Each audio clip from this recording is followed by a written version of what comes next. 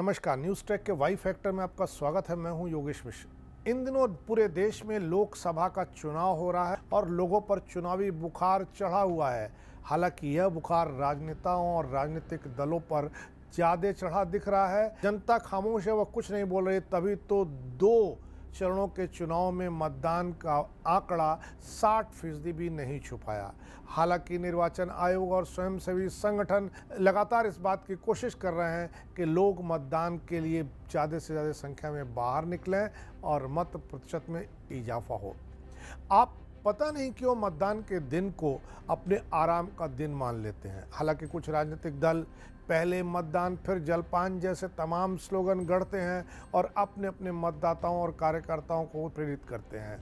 बावजूद इसके जब आप मतदान के लिए नहीं जाते हैं, ऐसे हालात में आपको यह समझने की ज़रूरत है कि आपका एक एक वोट कितना बेशकीमती होता है। कई बार प्रत्याशियों की हार जीत का फैसला काफ़ी कम वोटों से होता है। वैसे चुनाव में एक वोट की कितनी बड़ी कीमत होती है, इसे जानने और समझने के लिए 2008 के एक विधानसभा चुनाव पर नज़र दौड़ाना होगा, जिसमें एक वोट ने एक बड़े सियासी दिग्गज का सपना चकनाचूर कर दिया और आपकी तरह उनकी पत्नी और बेटी भी मतदान करने नहीं पहुंच पाई। बाद में चुनावी नतीजों की घोषणा के समय उनके पास पछतावे के सिवा कुछ नहीं रह गया था। उन्हें एक वोट से हार का मुंह देखना पड़ा था। दरअसल राजस्थान विधानसभा के 2008 के चुनाव में कांग्रेस के दिग्गज नेता सीपी जोशी नाथद्वारा विधानसभा सीट से मैदान में थे।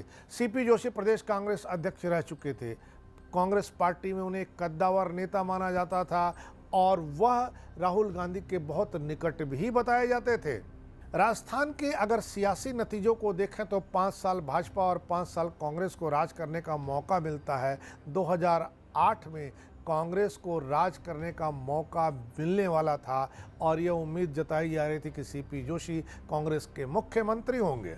नतीजों में भी यही हुआ कि 2008 के विधानसभा चुनाव में कांग्रेस ने भाजपा को पीछे छोड़ते हुए राजस्थान की सत्ता पर कब्जा जमा लिया, मगर सीपी जोशी एक वोट से हारने की वजह से मुख्यमंत्री नहीं बन पाए और अशोक गहलोत को दोबारा मुख्यमंत्री बनने का अवसर मिला। नाथद्वारा विधानसभा सीट सीपी जोशी का गढ़ माना जाता था, मगर 2008 के चुनाव में इन्हें इस सीट पर निराशा हाथ लगी। 2008 से पहले वे इस सीट पर 4 बार विधानसभा चुनाव जीत चुके थे। 1980, 1985, 1998 और 2003 के विधानसभा चुनाव में उन्होंने इसी सीट पर जीत हासिल की थी। भारतीय जनता पार्टी ने 2008 के चुनाव में सीपी जोशी के सामने कल्याण सिंह चौहान को उतारा था।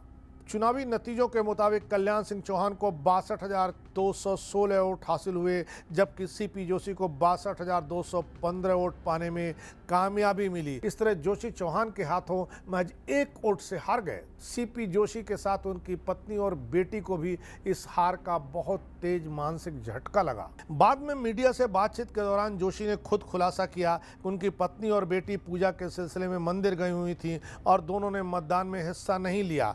इन दोनों के मतदान में हिस्सा न लेने की वजह से सीपी जोशी को बड़ी कीमत चुकानी पड़ी। सीपी जोशी की हार की वजह से मुख्यमंत्री पद का फैसला करने में कांग्रेस नेतृत्व को कोई दिक्कत नहीं हुई। अशोक गहलोत को फिर मुख्यमंत्री बनने का मौका मिला। हालांकि 2009 के लोकसभा चुनाव में कांग्रेस उन्हें भीलवाड़ा सीट से उतारा और वह जीतने में कामयाब रहे। मनमोहन सरकार में वो पंचायती राज मंत्री भी बने। बाद में उन्हें सड़क परिवहन मंत्रालय के साथ ही रेल मंत्रालय का भी अतिरिक्त कार्यभार सौंपा गया। 2008 में मिली हार के बाद राजस्थान की सियासत में जोशी की पकड़ कमजोर हो गई और गहलोत वहां पर बहुत मजबूत होकर के उभरे। गहलोत कांग्रेस पार्टी के पर्याय बन बैठे। हालांकि एक वोट से चुनाव हारने के बाद कांग्रेसी नेता सीपी जोशी ने हाईकोर्ट में याचिका दाखिल करते हुए चुनाव में धांधली का आरोप लगाया। जोशी का कहना था कि बीजेपी प्रत्याशी कल्याण सिंह चौहान की पत्नी कल्पना कंवर ने 2 बूथों पर मतदान किया। उनका कहना था कि कल्पना ने बूथ संख्या 39 और 40 दोनों पर मतदान किया। यह मामला लंबे समय तक हाईकोर्ट में चला। बाद में हाईकोर्ट ने इस चुनाव को रद्द कर दिया। हाईकोर्ट के फैसले के बाद भाजपा विधायक कल्याण सिंह चौहान सुप्रीम कोर्ट चले गए। वहां बहुत लंबे समय तक यह मामला चला और कल्याण सिंह चौहान ने इस बीच अपने विधायकी का 5 साल पूरा कर लिया। सीपी जोशी के इस प्रसंग से आपको यह तो समझ में आ ही गया होगा कि आपको मतदान स्थल तक जाना होगा, अपने पसंदीदा उम्मीदवार को मतदान करना होगा। आपका मत केवल लोकतंत्र को मजबूत नहीं करता है, देश की भावी किस्मत भी लिखता है। इस बार इतना ही, अगली बार फिर मिलेंगे किसी नए सवाल पर नए ढंग से बात करने के लिए। तब तक के लिए नमस्कार।